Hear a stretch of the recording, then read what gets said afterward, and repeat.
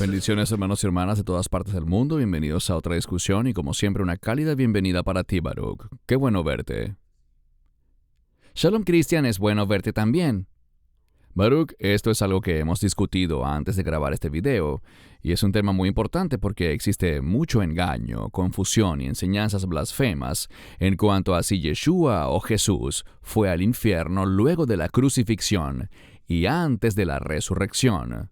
Así que, si estás listo, Baruch, entremos de lleno en este tema tan importante. Como les acabo de decir, hay mucha confusión respecto a esta cuestión. Si Jesús fue al infierno, o a dónde fue, o qué hizo después de su muerte en la cruz. El concepto de que Jesús fue al infierno después de su muerte en la cruz proviene principalmente del credo de los apóstoles, que por cierto es una enseñanza pero muy católica desde su origen, que tiene una serie de declaraciones entre las cuales dice que Él descendió a los infiernos. También hay unos pasajes de las Escrituras que, dependiendo de cómo se traduzcan, podrían malinterpretarse, y ya profundizaremos en todo esto. Algunos falsos maestros como Kenneth Copeland, Joyce Meyer, Benny Hinn, Bill Johnson y muchos otros afirman que Jesús fue al infierno, y aquí es donde se torna más blasfemo. Dicen que allí fue torturado y golpeado mientras estuvo en el infierno, y como sabemos esto es una blasfemia y una perversión de las Escrituras. Quiero decir, Baruch, antes de empezar con el versículo principal del tema, que en las Escrituras hebreas la palabra usada para describir el reino de los muertos es Seol. Simplemente significa el lugar de los muertos, o el lugar de las almas o espíritus difuntos. El equivalente griego del Seol en el Nuevo Testamento es el Hades, que también se refiere al lugar de los muertos. En el Nuevo Testamento se indica que el Seol o el Hades es un lugar temporal, donde se guardan las almas mientras esperan la resurrección y el juicio final. Antes de entrar en la escritura central en la que nos enfocaremos, ¿tienes algún comentario? Sí, tengo un par de diferencias con algunos puntos aquí. Estoy de acuerdo con que el Seol era el lugar de los muertos. Antes de la resurrección del Mesías, cuando alguien moría, sin importar quién fuese, descendía al Seol. Pero cuando vemos, por ejemplo, en Lucas capítulo 16, vemos que habían dos compartimentos dentro del Seol. Uno conocido como Hek Abraham, el seno de Abraham, y el otro es el Hades, o el infierno. Hay que aclarar que no todo el Seol es Hades, ni todo el Hades es Seol. Hay una división. El Mesías dijo que existe un cismo, una separación significativa entre el seno de Abraham y el infierno, o el Hades. Cuando vemos en la Escritura el pasaje que dice que el Mesías descendió a las partes más bajas de la tierra, ese es un término para el Seol. Y estoy seguro que revisaremos este verso, pero Él fue a ambos lugares con un propósito específico. Diré simplemente que en ninguna parte de la Biblia, y creo que estamos completamente de acuerdo en esto, es una blasfemia decir que Él fue torturado o golpeado o cualquier cosa parecida. Jamás oí eso en mi vida. Si alguien lo plantea o lo sugiere, sería algo nuevo para mí. Pero estás en lo cierto, es una blasfemia. No hay pasaje alguno que diga que Él fue al infierno en el sentido de ser torturado, castigado ni nada parecido. La Biblia dice, por ejemplo, en 1 de Pedro 3, que Él fue allí con un motivo específico, y seguramente lo discutiremos más adelante. Correcto, gracias. Bien, Apocalipsis 20, 11 al 15 hace una clara distinción entre el Hades y el lago de fuego. El lago de fuego es el lugar permanente y final de juicio para los perdidos. Hades, entonces, es un lugar temporal. Mucha gente se refiere tanto al Hades como al lago de fuego como al infierno, y eso causa confusión. Jesús no fue a un lugar de tormento después de su muerte, pero sí fue al Hades. Sí, y debemos recordar siempre, como dijimos antes, Cristian, cuál fue la razón por la que fue allí, puesto que no fue ni para ser torturado, ni para nada que tenga que ver con eso. Él fue a proclamar la verdad. Amén, eso es muy importante. En pantalla tenemos una pequeña gráfica que muestra lo que ocurría antes de Yeshua o Jesús, como lo podemos leer en el pasaje que mencionabas en Lucas 16, Baruch, en el que vamos a profundizar más adelante. Mucha gente afirma incorrectamente que ese pasaje es una parábola, pero no es una parábola. En ningún momento Yeshua menciona que esa historia es una parábola, sino que fue una historia real. Él fue muy claro en eso. Tenemos el Hades y el Seol. Básicamente a la izquierda vemos que allí van los no creyentes para esperar el juicio, y es un lugar de tormento. El otro lado, como ya hablamos y seguiremos hablando más adelante, es el seno de Abraham, o el paraíso, como lo define el Antiguo Testamento. ¿Tus comentarios en cuanto a este gráfico, Baruch, crees que se ajusta a lo que existía antes de Cristo? Ciertamente ayuda a visualizarlo. Algo que agregaría es lo siguiente. Cuando alguien moría antes de la resurrección de Yeshua, descendía, como bien lo señalaste, a un lugar temporal.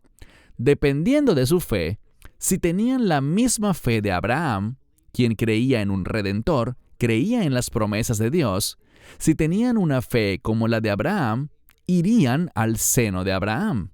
El término seno en hebreo es hek.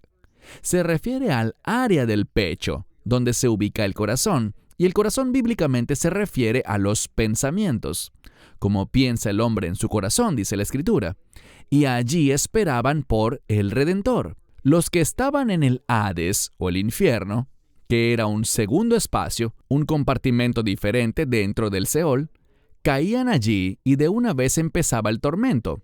No estaban esperando un juicio porque ya habían sido condenados por no haber tenido fe. Y como vemos en Lucas 16, que como bien dices no es una parábola, es un evento histórico que Yeshua nos reveló y que apunta a su identidad como Dios, como el Hijo Divino que todo lo sabe, Él relató cómo ese hombre rico estaba allí, sufriendo y en tormento. ¿Por qué? Porque no tuvo fe. Vemos entonces que la fe es el factor decisivo, y esas personas ya estaban condenadas. Ellas serán arrojadas más adelante en el lago de fuego. Aprecio mucho la distinción que hiciste, que es absolutamente correcta. Hay una distinción entre el infierno, que es temporal, y el lago de fuego, que es permanente. Pero realmente es un tema semántico, ya que aquellos que están en el infierno serán arrojados, como dice Apocalipsis 20, serán arrojados en el lago de fuego. Es la misma experiencia. Seguirá siendo un lugar de tormento. Y, por supuesto, en aquel día final se presentarán ante Dios, ante su trono, enfrentarán su juicio, y el veredicto será el mismo. Mucha gente tiene un concepto equivocado que analizaremos cuando leamos unos versos de Pedro. Ellos creen que después de la muerte todavía hay oportunidad, pero no es cierto. Si vas a tomar la decisión de aceptar el Evangelio de Jesucristo, tienes que hacerlo ahora, mientras estás vivo aquí en la tierra. Después de morir, no hay más oportunidad. Avancemos. Este es un pasaje interesante, Baruch, y muchas personas se confunden con él. Primera de Pedro 3, del 18 al 28. Porque también Cristo padeció una sola vez, muy importante, una sola vez por los pecados, el justo por los injustos, para llevarnos a Dios, muriendo en la carne, pero vivificado en el Espíritu, por el cual también fue y predicó a los espíritus encarcelados, los cuales antiguamente fueron desobedientes, cuando una vez la paciencia divina esperó en los días de Noé, mientras se preparaba el arca, en la cual unas pocas, es decir, 8 almas, fueron salvadas por el agua.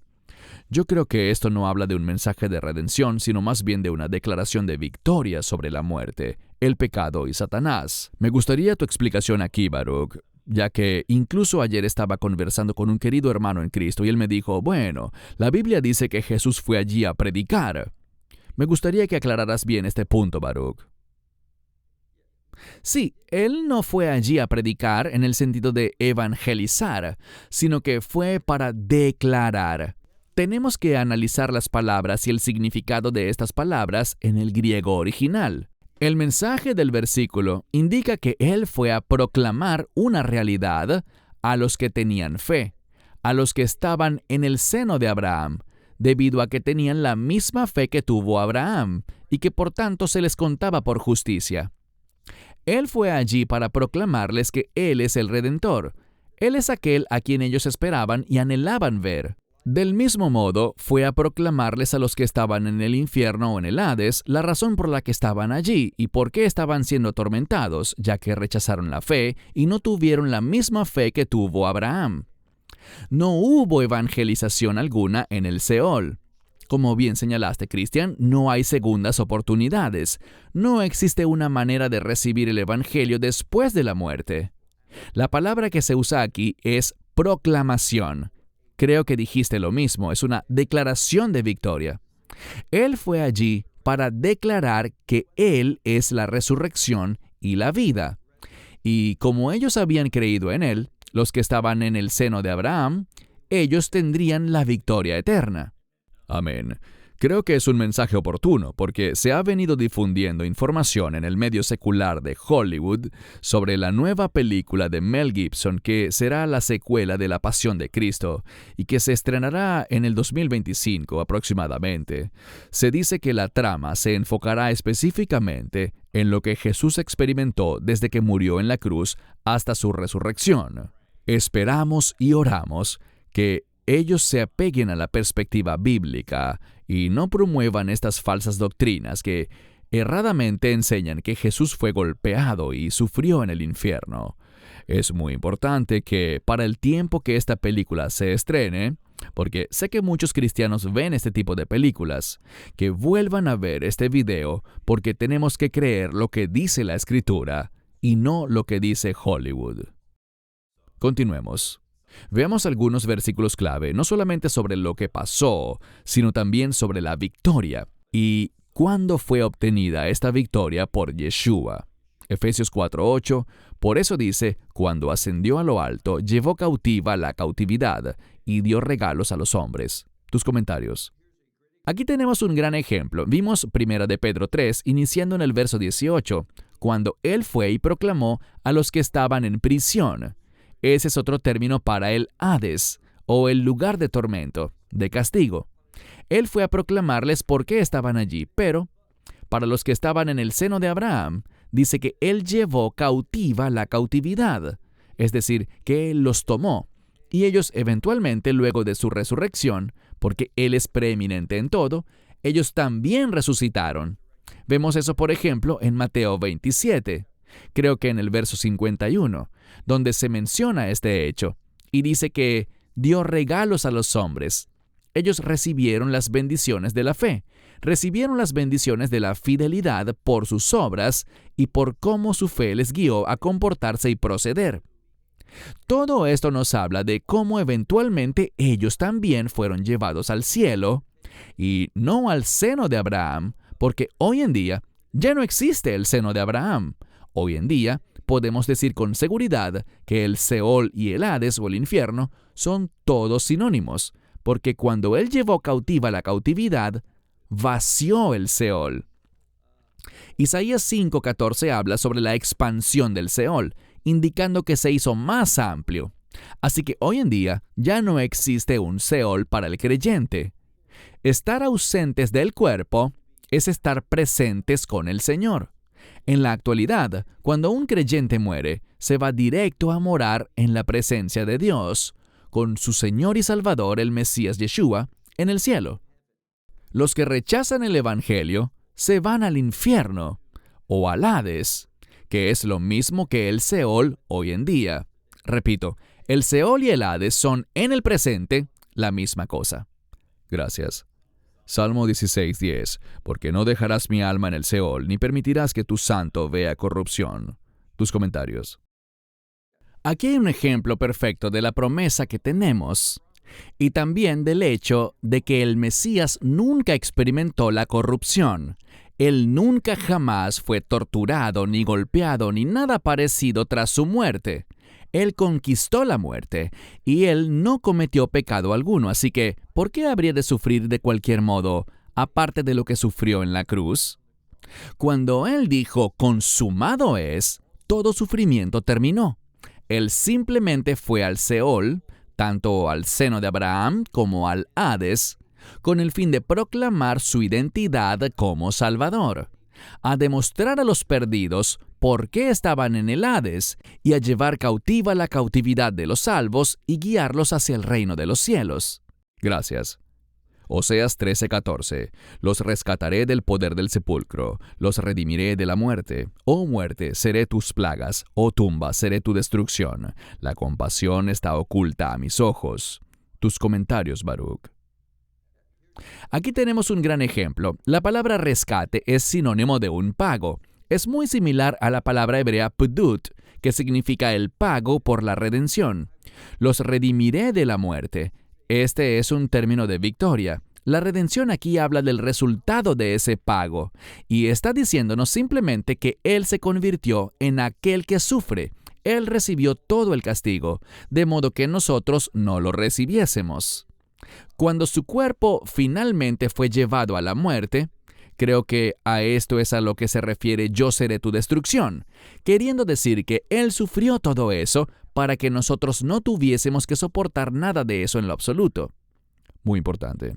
Lucas 23:43. El contexto de este pasaje obviamente es la cruz, cuando Jesús le responde a uno de los 2 ladrones que estaban colgados a su lado: de cierto te digo que hoy estarás conmigo en el paraíso. Tus comentarios.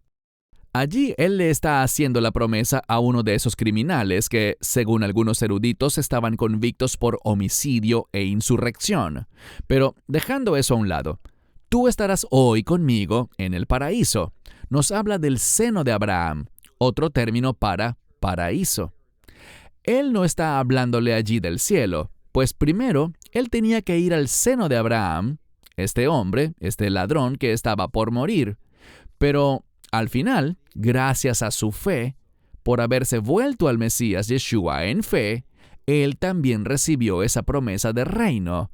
Y por supuesto, cuando la cautividad fue tomada cautiva, Él también ascendería a los cielos junto al resto de los que moraban en el seno de Abraham. Correcto. Con este pasaje es muy importante mirar el contexto también, porque habla específicamente sobre la victoria en la cruz. Colosenses 2:15. Yeshua, después de desarmar a los principados y potestades, los exhibió públicamente, triunfando sobre ellos en Él. De ningún modo dice aquí que luego de sufrir 3 días de tortura, Él lograría la victoria y los exhibiría públicamente, sino que con efectos inmediatos, tras su obra perfecta en la cruz, Él tuvo la victoria sobre el enemigo. Tus comentarios, Baruch. Es así, no existe ningún verso en la Biblia que hable que el Mesías haya sufrido fuera del tiempo de su crucifixión. No acepto esas premisas porque nuestra fe, doctrina y creencias deben basarse en la Biblia. Insisto, tienes razón aquí. Esto habla de Yeshua derrotando todo principado y potestad, y haciéndolo, como bien dijiste, en la cruz. La cruz, a la que el mundo considera un lugar de muerte, en realidad, como dice aquí, es un lugar de triunfo. Por esto, dice Pablo, me glorío en la cruz. Gracias. Uno de los versos más importantes sobre el que incluso hemos grabado un video aparte sobre este tema es Juan 19:30. Entonces, cuando Jesús hubo recibido el vino agrio, dijo: está terminado o consumado es, e inclinando la cabeza, Él entregó el Espíritu. Yo no veo aquí que diga algo como que esto estará terminado después de que yo sea torturado o golpeado durante 2 o 3 días. Si Él dijo consumado es porque consumado es. Pero, ¿cuál es tu opinión, Baruch? Totalmente de acuerdo contigo, Christian. En el griego original aquí, telestein es un término que habla sobre finalización, plenitud, culminación. Pero lo importante es que ha culminado de manera perfecta. Esta palabra significa que todo lo que tenía que hacer Yeshua lo hizo sobre la cruz. Así que no quedaba otra obra por hacer en el Hades. Y cuando digo obra, me refiero a una obra de redención. Él sí fue allí, como hemos dicho ya varias veces, fue al Seol, tanto al Hades como al seno de Abraham, con el fin de proclamar, de revelar. Las almas en el seno de Abraham habían creído, como dice el famoso versículo de Joel: sé que mi Redentor vive. Ellos sabían que el Redentor existía, pero no sabían quién era. Tenían fe en aquel que era la simiente de Abraham. Por eso el Mesías fue allí para proclamarles que él era esa simiente.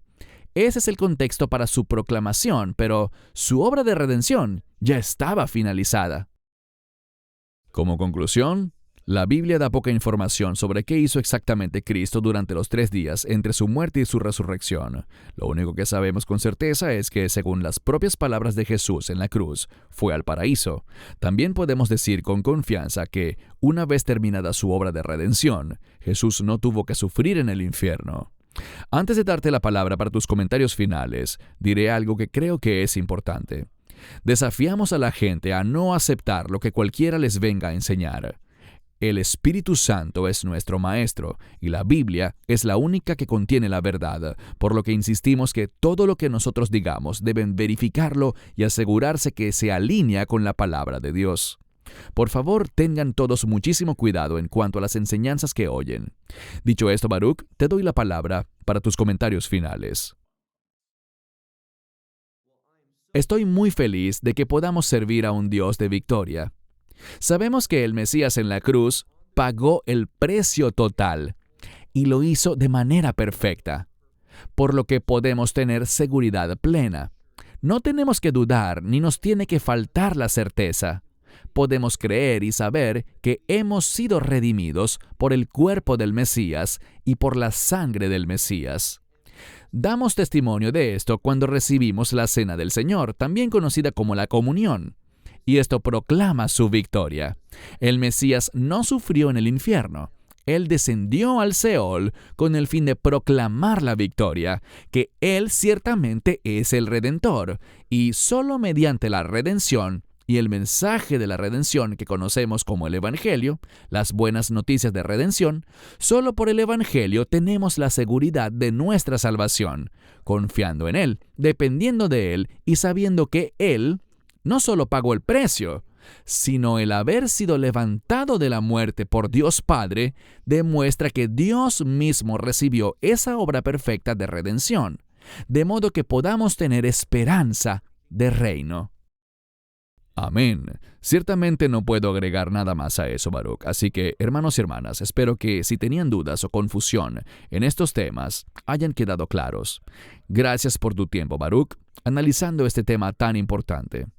Gracias por acompañarnos, hermanos y hermanas. Esperamos que hayan sido bendecidos y nos vemos en el siguiente video. Baruch en Israel y un servidor aquí en Sydney, Australia, les decimos shalom y bendiciones. Shalom and blessings. Esperamos que te hayas edificado con el mensaje de hoy y lo compartas con otros. Te invitamos a seguir nuestros estudios cada semana por este canal y por el portal de YouTube de Amarás a Israel. También puedes descargar nuestra aplicación móvil gratuita, Mi Estudio Bíblico. Finalmente, para obtener más información sobre nosotros, visita nuestra web amarasaisrael.org, donde encontrarás otras conferencias de Baruch en audio, video y texto. Hasta el próximo programa. Que el Señor te bendiga en Yeshua HaMashiach, Jesús el Mesías, mientras caminas con Él. Shalom desde Israel.